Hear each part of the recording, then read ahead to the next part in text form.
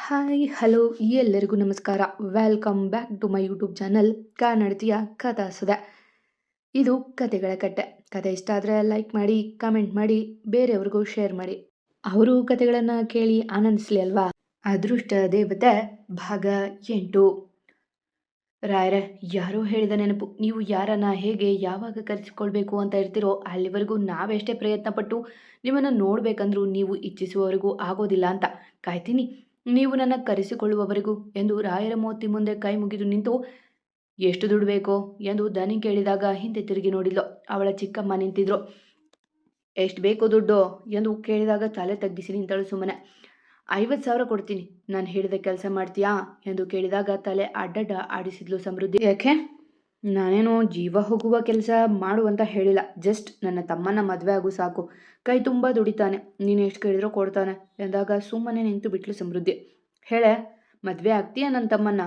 ನಿನ್ನ ಮೇಲೆ ಆಸೆ ಇಟ್ಕೊಂಡಿದ್ದಾನೆ ಅವನು ಎಂದು ಹೇಳಿದಾಗ ತಲೆ ಎತ್ತಿ ನೋಡಿ, ಇಲ್ಲ ಚಿಕ್ಕಮ್ಮ, ಅದು ಅಮ್ಮನ ಆಸೆ. ನಾನು ಎಂದು ಹೇಳುವಾಗ ಮುಂದೆ ಬಂದು ಸಮೃದ್ಧಿ ಕೆನ್ನೆಗೆ ಬಾರಿಸಿ, ನಿಮ್ಮಮ್ಮ ಬರೋದಿಲ್ಲ ನಿನ್ನ ಸಾಕೋಕೆ, ಸತ್ತು ನರಕದಲ್ಲಿರೋ ಅವಳ ಆಸೆ ಅಂತೆ. ಇವಳು ಇಲ್ಲದೆ ಇರೋ ಅವನನ್ನು ಹುಡುಕ್ತಾಳಂತೆ. ಮರ್ಯಾದೆಯಿಂದ ಹೇಳ್ತೀನಿ, ಈ ವರ್ಷ ಓದು ಮುಗಿಯುತ್ತಿದ್ದ ಹಾಗೆ ನನ್ನ ತಮ್ಮನ ಜೊತೆ ನಿನ್ನ ಮದುವೆ ಅಷ್ಟೇ ಎಂದು ಹೇಳಿ ಹೊರಟು ಹೋದಾಗ ಕುಸಿದು ಬಿಟ್ಟಳು ಅವಳು. ರಾಯರೇ, ಇದಕ್ಕೆಲ್ಲ ಮುಕ್ತಿ ಎಂದು ದೇವರ ಮೂರ್ತಿಗೆ ಕೈ ಮುಗಿದಿದ್ದೆ. ಬಲಗಡೆಯಿಂದ ಪ್ರಸಾದ ಸಿಕ್ಕಿತು ಅವಳಿಗೆ. ಇತ್ತ ಖುಷಿಯಿಂದ ಒಪ್ಪಿಗೆ ಕೊಟ್ಟ ಜಗ್ಗು ಖುಷಿಯಿಂದ ಮನೆಗೆ ಬಂದಿದ್ದ. ಸೀತು, ಇವತ್ತು ನನ್ನ ನಿಮ್ಮ ಸಮಸ್ಯೆ ಎರಡೂ ಬಗೆಹರಿತು ಎಂದು ಕೂಗುತ್ತಾ ಬಂದ ಒಳಗೆ. ಆಗಷ್ಟೇ ಕೆಲಸ ಮುಗಿಸಿ ಕುಳಿತಿದ್ದ ಅವರು ಎದ್ದು ಬಂದರು. ಏನೋ ನಿಂದು, ಯಾವ ಕೆಲಸ ಆಯಿತು ಎಂದು ಕೇಳಿದಾಗ ಅವರನ್ನು ಒಂದು ಸುತ್ತು ತಿರುಗಿಸಿ, ಸೀತು, ನೀನು ರಾಯರ ನೋಡಬೇಕು ಅಂತ ಹೇಳ್ತಾ ಇದ್ದೆ ಅಲ್ವಾ, ನಾನು ನಿನ್ನ ಕರೆದುಕೊಂಡು ಹೋಗ್ತೀನಿ ಎಂದು ಅವರ ಕೈ ಹಿಡಿದು ಹೇಳಿದಾಗ ಅಚ್ಚರಿಯಿಂದ ನೋಡಿದ್ರು ಅವನನ್ನೇ.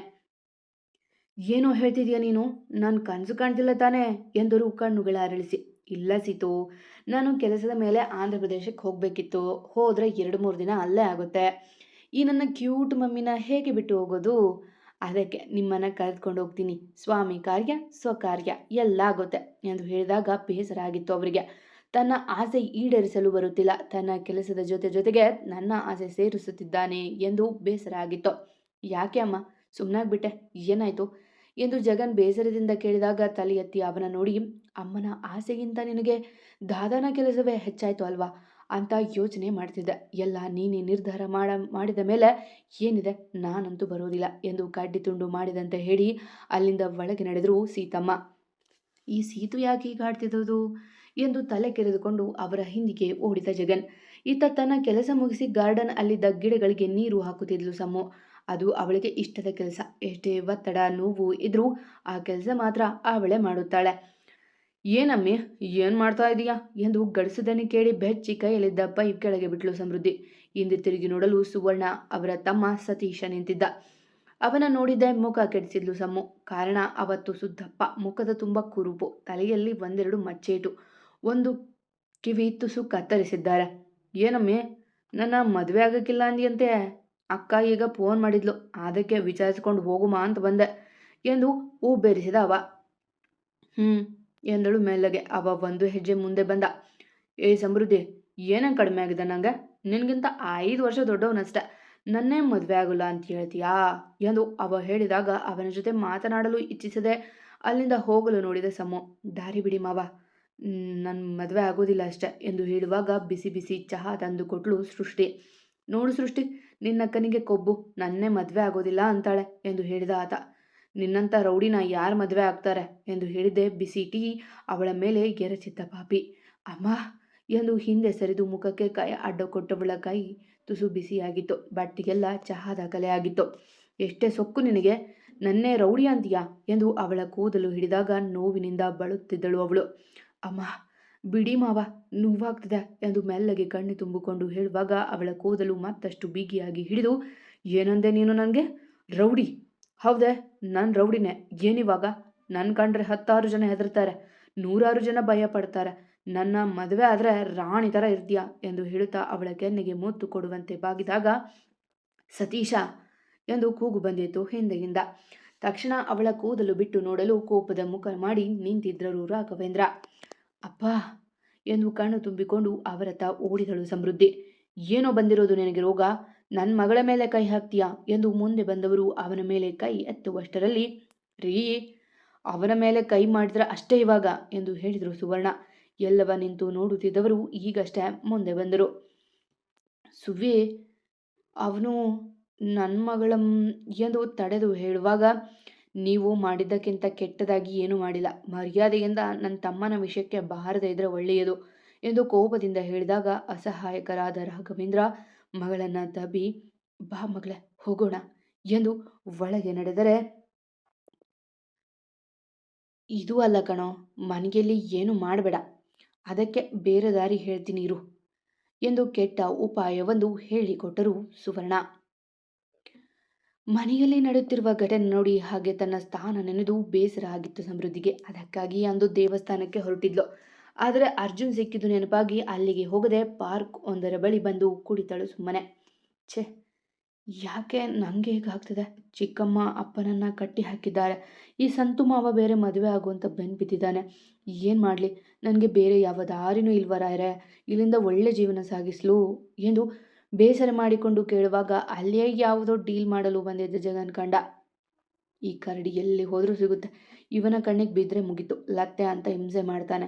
ಮೊದಲೇ ನನಗೆ ಟೆನ್ಷನ್ ಆಗಿದೆ, ಇದು ಬೇರೆ ಎಂದು ಅಲ್ಲಿಂದ ಹೋಗಲು ನೋಡಿದಾಗ ಅವಳನ್ನು ನೋಡಿದ ಜಗ್ಗುವೇ ಮುಂದೆ ಬಂದು, ಏನರ್ಧ ಇಲ್ಲೇನು ಮಾಡ್ತಿದೀಯಾ ಎಂದ ಜಗ್ಗು ಬೇಕಂದೇ ಗಡ್ಡ ಕೆರೆದುಕೊಳ್ಳುತ್ತಾ.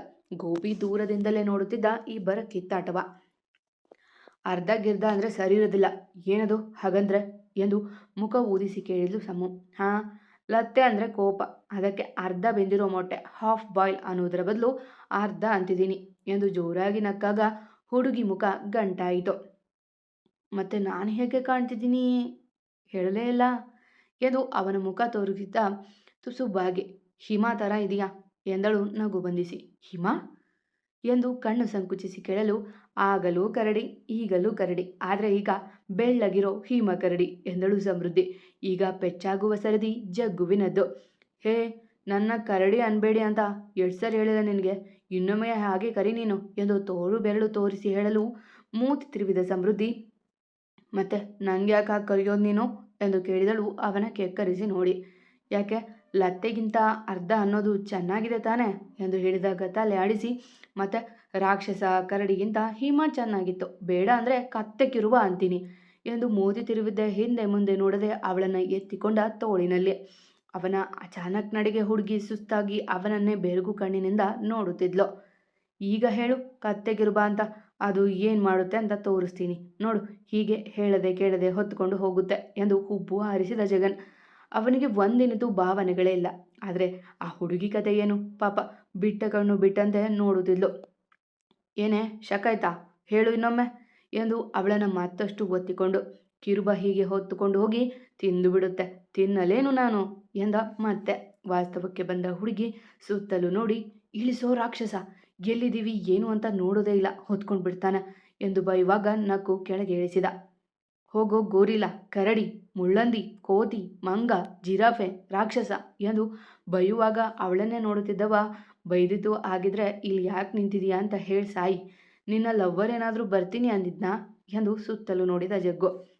ಹ್ಞೂ, ಬಂದು ನಿಂತಿದ್ದಾನಲ್ಲ, ಈಗಷ್ಟೇ ನನ್ನ ಎತ್ತಿಕೊಂಡು ಪ್ರೀತಿಯಿಂದ ಮಾತಾಡಿ ಕೆಳಗಿಳಿಸಿದ ಎಂದು ಟಕ್ಕರ್ ಕೊಟ್ಟಳು ಸಮು ಅವನಿಗೆ. ಹೋ ಹಾಗಾ ಎಂದು ಹೇಳಿದವ ಅವಳ ಮಾತಿನ ಅರ್ಥ ತಿಳಿದಾಗ, ಹೋಗೆ, ನಿನ್ನ ನಾನು ಲವ್ ಮಾಡೋದ? ಮುಸುಡಿ ನೋಡ್ಕೊ ನಿಂದು. ನಮ್ಮ ಲೆವೆಲ್ ಏನಿದ್ರು ಹೀರೋಯಿನ್ ರೇಂಜ್ ಕಣಮ್ಮ. ತ್ರಿಪುರ ಸುಂದ್ರಿ ಲೈನ್ ಹಚ್ತಾರೆ ನಾನು ಲವ್ ಮಾಡೋದಕ್ಕೆ, ಅಂಥದ್ರಲ್ಲಿ ನಿನ್ನ ಚೆಚೆ, ನನ್ನ ಟೇಸ್ಟು ಅಷ್ಟು ಖರಾಬಾಗಿಲ್ಲ ಇನ್ನು ಎಂದು ಕಾಲರ್ ಮೇಲೆ ಎತ್ತಿ ಹೇಳಿದಾಗ ಹುಬ್ಬೇರಿಸಿದ ಸಮೃದ್ಧಿ. ಅಬ್ಬಾ, ಏನು ಇಮ್ಯಾಜಿನೇಷನ್! ನಿನ್ನ ಮುಸುಡಿ ನೋಡಿದರೆ ತ್ರಿಪುರ ಸುಂದಲಿ ಅಲ್ಲ, ಯಾವ ಹುಡುಗಿನೂ ನೋಡೋದಿಲ್ಲ, ಅಂಥದ್ರಲ್ಲಿ ನಾನು ನಿನ್ನ ಪ್ರೀತಿ ಮಾಡೋದೇನು? ಕನಸು ಕಾಣಬೇಡ, ಹೋಗೋ ಸುಬ್ಬ ಎಂದು ಮೂತಿ ತಿರುವಿ ಅಲ್ಲಿಂದ ಹೋಗಲು ನೋಡಿದಾಗ ಅವಳ ಜಡೆ ಎಳೆದ ಜಗ್ಗು. ಹೇ ರಾಕ್ಷಸ, ನೋವಾಗುತ್ತೆ ಎಂದಳು ತುಟಿ ಉಬ್ಬಿಸಿ. ಗೋಪಿ ಅಂತೂ ಕಣ್ಣು ರೆಪ್ಪೆ ಬಡಿಯುವುದೇ ಮರೆತು ಬಿಟ್ಟಂತೆ ನೋಡುತ್ತಿದ್ದ. ನೋವಾಗುತ್ತೆ? ಮತ್ತೆ ಯಾಕೆ ಬಂದಿದ್ದೆ ಅಂತ ಹೇಳದೆ ಹೋಗ್ತಾ ಇದೀಯಾ? ಯಾಕೆ ಬಂದಿದ್ದೆ ಪಾರ್ಕ್ಗೆ ಎಂದು ಕಣ್ಣು ಸಂಕುಚಿಸಿ ಕೇಳಿದ. ಅವಳು ಇಲ್ಲಿ ಯಾರಿಗೋ ಕಾಯುತ್ತಿದ್ದಳು ಎಂಬ ಯೋಚನೆ ಏನೋ. ಹಾಂ, ಬೇಜಾರಾಗಿತ್ತು ಬಂದಿದ್ದೆ, ನಿನ್ನ ಮುಖ ನೋಡಿ ಮೂಡ್ ಸಹ ಹಾಳಾಯಿತು ಎಂದು ತುಟಿ ಉಬ್ಬಿಸಿ ಹೇಳಿದಾಗ ಅವಳ ಸನಿಹ ಬಂದವ. ಹೋ ಹೌದಂತೆ, ಹೋಗೇ ಅರ್ಧ. ಬೇಜಾರಾದರೆ ಪಾರ್ಕಿಗೆ ಯಾರು ಬರ್ತಾರೆ? ಇಲ್ಲಿಗೆ ಬರೋದು ಯಾರು ಗೊತ್ತಾ? ಸಂಜೆ ವಾಕಿಂಗ್ ಮಾಡೋಕೆ.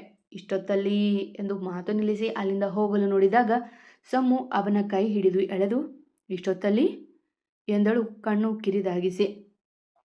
ಅದೆಲ್ಲ ನಿನ್ನಂಥ ಅರ್ಧ ಬೆಂದಿರೋ ಮೆದುಳಿಗೆ ಹೋಗಲ್ಲ, ಹೋಗಿ ಪ್ರಸಾದ ಮುಕ್ಕು ಎಂದಾಗ ಮತ್ತೆ ಅವನ ಅಂಗಿ ಹಿಡಿದು ಜೋರಾಗಿ ಗಿಂಡಿದ್ಲು.